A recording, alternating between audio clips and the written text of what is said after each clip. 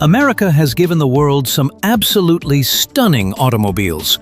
But today we're flipping the script. We're counting down the 10 ugliest cars ever made in the United States.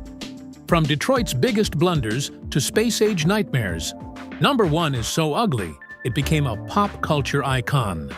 Hit that subscribe button and let's dive into American automotive history's Hall of Shame. Starting our countdown at number 10, the Pontiac Aztek. This crossover SUV represents everything that was wrong with early 2000s American automotive design philosophy.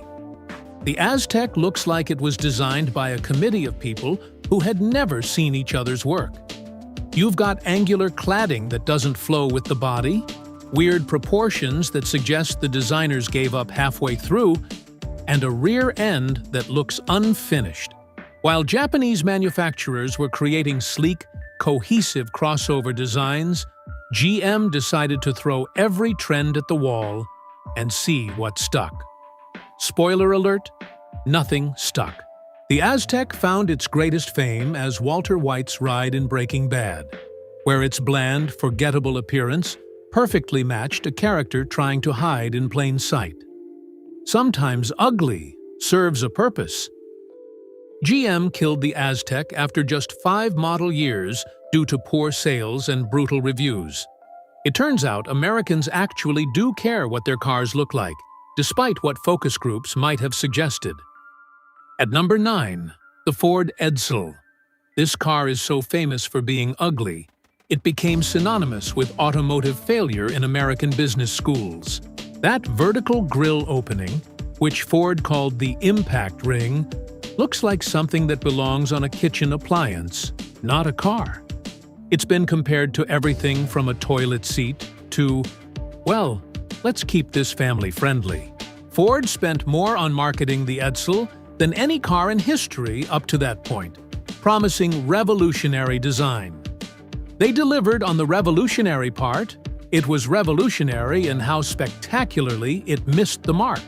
While Chevrolet was creating timeless designs like the '57 Bel Air, Ford decided to zig when they should have zagged. The result was a car that looked dated the moment it hit showrooms. The Edsel's failure taught American automakers valuable lessons about market research, consumer preferences, and the importance of attractive design. Sometimes you have to fail spectacularly to learn important lessons.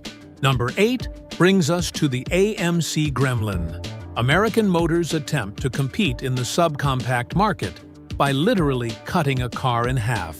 The Gremlin was created by taking an AMC Hornet and just stopping. That abrupt rear-end cutoff is jarring and unnatural. It looks like someone forgot to finish building the car and decided to ship it anyway. The chopped rear end created a cramped interior with virtually no rear cargo space. AMC sacrificed functionality for, well, actually, it's not clear what they were trying to achieve. While Ford was developing the Pinto and Chevrolet the Vega, AMC took the lazy approach of just shortening an existing car. The result looked exactly as half-baked as the concept. AMC tried so hard to make the Gremlin look cool in their advertising, but you can't market your way out of fundamental design problems. Sometimes a Gremlin is just a Gremlin.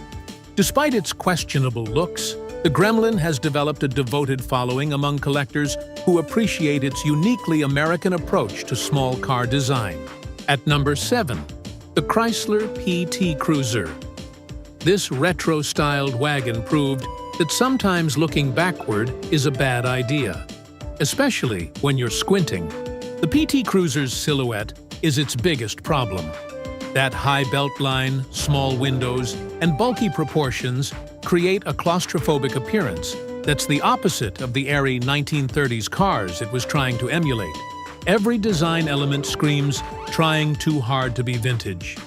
The fake wood paneling, chrome accents, and running boards feel tacked on rather than integrated.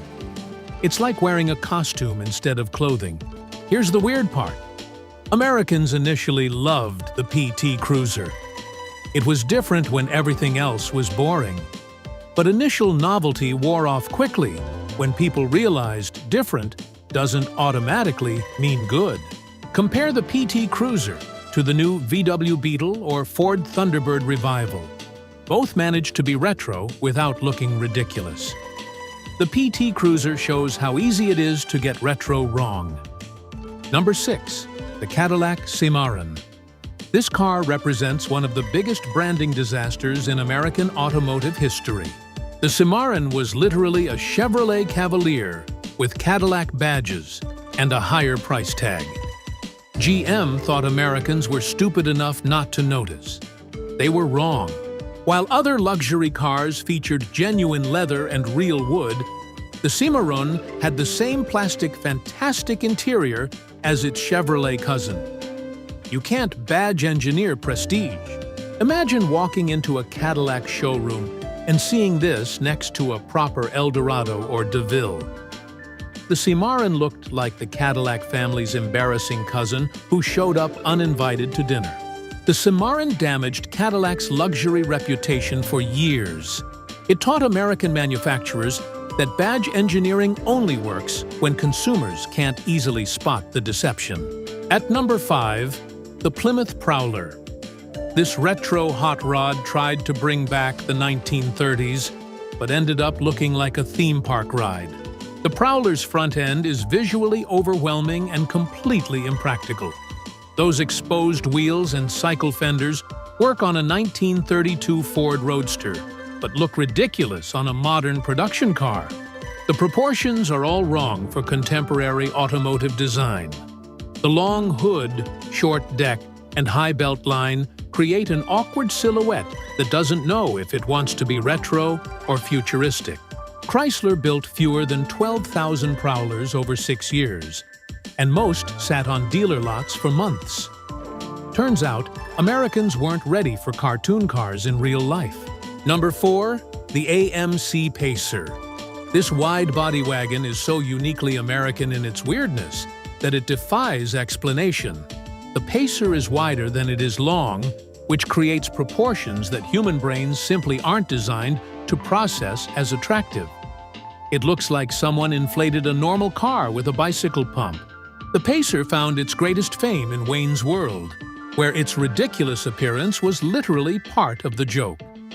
Sometimes being memorably ugly beats being forgettably bland.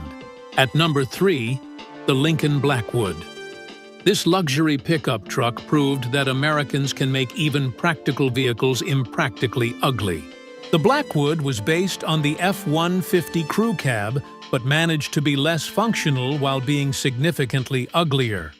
The heavy chrome treatment and awkward proportions made it look like a truck wearing a tuxedo.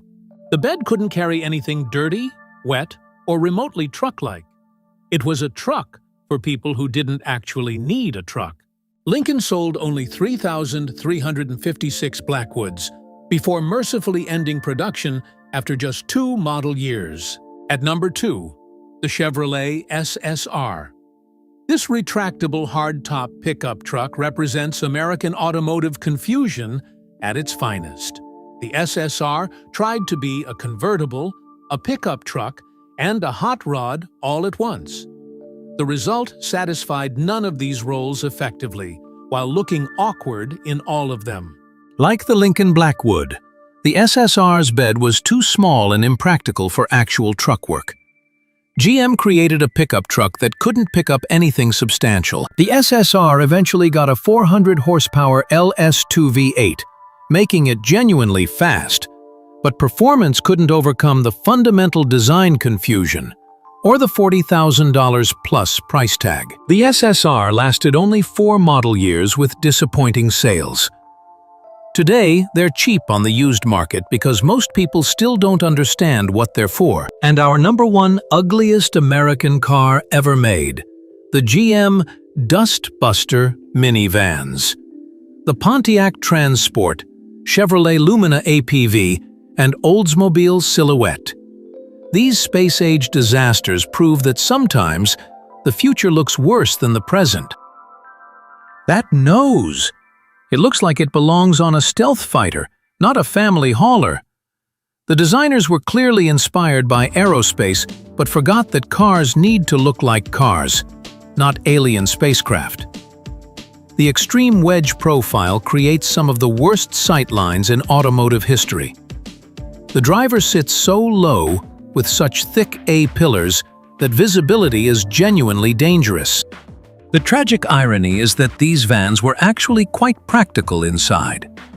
GM sacrificed conventional attractiveness for aerodynamics and interior space, but went so far overboard that they scared away customers. While Chrysler was perfecting the conventional minivan formula with the Caravan and Town & Country, GM decided to reinvent the wheel.